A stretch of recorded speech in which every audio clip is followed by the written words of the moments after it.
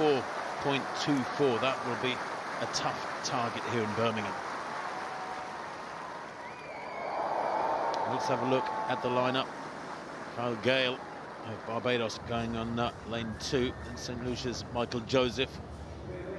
Moresa of Kenya goes in 4. Watch him. Big talent is Moresa. Anthony Cox of Jamaica in 5. The Australian Steve Solomon goes in 6. Solomon, very experienced racer. Haran Adoli in 7 of Uganda. Botswana's Pasela is the reigning world under-20 champion in lane 8. And Duben Amene of Nigeria goes on the outside. Well, there is Amene. He won't be, I suspect, too happy with that lane draw. Second in his heat in 46.77. He has gone over a second quicker than that this year. This is the Botswana, and they have won in each of these 3 semi-finals. They had a 1-2 back in 2018 in the final. Anthony Pasela, world under-20 champion. He's only 20 now. Fastest in the field, by the way. Set his personal best when he won that World Junior title in Nairobi last year. Haran Adoli of Uganda, second in his heat in 46.38. He's never broken 46 seconds. Steve Solomon of Australia, a semi-finalist in the Olympics last year. He was second in his heat here in 45.98. Very experienced athlete.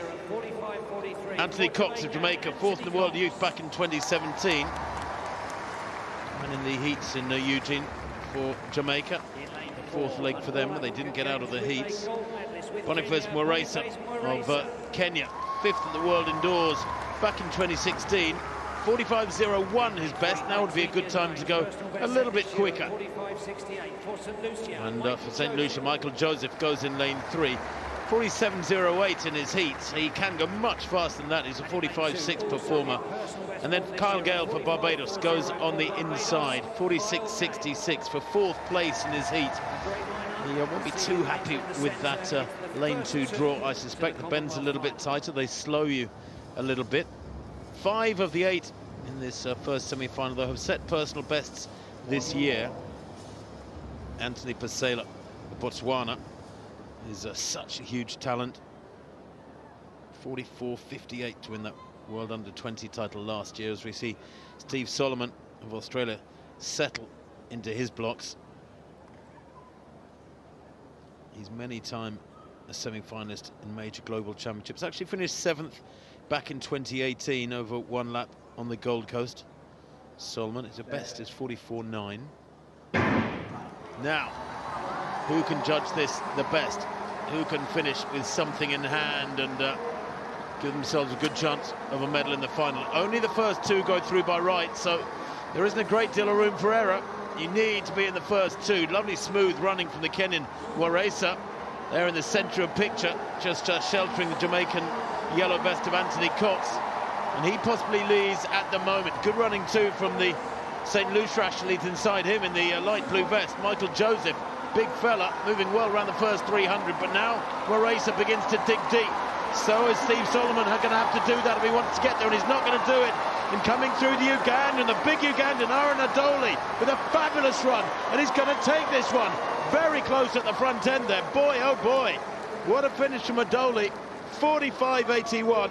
That is a lifetime best. His first time under 46 seconds. What a run from the 27-year-old. I thought Boniface Moresa had it sewn up, but he was run down. I think Anthony Cox was 3rd, but only the first 2 go through by right. 45.80 for Haran Adoli of Uganda. He goes through to the final. Moresa of Kenya does as well. 45.85 in 2nd. Well, I have to say, that was one of the messiest 400-metre semi-finals I've ever seen from several athletes there, Tim. In terms of how they ran it, the Kenyan Moresa, we'll see on the replay, was absolutely flying around the first 120. Then he consolidated massively down the back straight. Then he went again. Meanwhile, the Botswanan Pasela in lane number 8 was going nicely. Now he's chilling a little bit, and then he goes again. And in the middle of that was the Ugandan here. Look at the tall figure on the outside. Their national champion this year, running 46.38. And as you say, gritting his teeth, getting himself into that top 2 position. The Kenyan held on well in the end. He was puffing out his cheeks a bit, but he got the automatic qualifying spot under 46 seconds as well. It was a good race, though, wasn't it? I did enjoy it massively. It was just unpredictable. I was going to say, you know, 45.8, not supremely fast, but the fact is, what a brilliant race it was, and a lot of changing of positions. It's like a middle distance race as they come down the home straight here. The Australian Steve Solomon going backwards. He ends up in 4th place, 46.30. Anthony Cox, the Jamaican, just run out of an automatic spot. His time in 3rd, 45.98. It's going to be very, very tight indeed. See if he can get a non-automatic qualifying spot. But yeah, look how tight it is with our overhead camera. You can see the whites of the Ugandan's teeth there. Lifetime best performance, a dip finish ahead of the Kenyan. Very, very enjoyable, as you say. Cox, 45.98, Solomon, 46.30. They will wait and see. How entertaining, super soft. And it's just past 9 o'clock here at local time. It is chilly. The temperature's dropped to 15, 16 degrees. What a great slow-mo that is. We'll see him back in the final. Absolutely right, yeah. Giving it all. And smiling and grimacing at the same time there. Aaron Adoli, a surprise winner of that first semi-final of 3 in the men's 400, 45.80, a personal best for him. Boniface Mweresa goes through by right as well for Kenya, 45.85.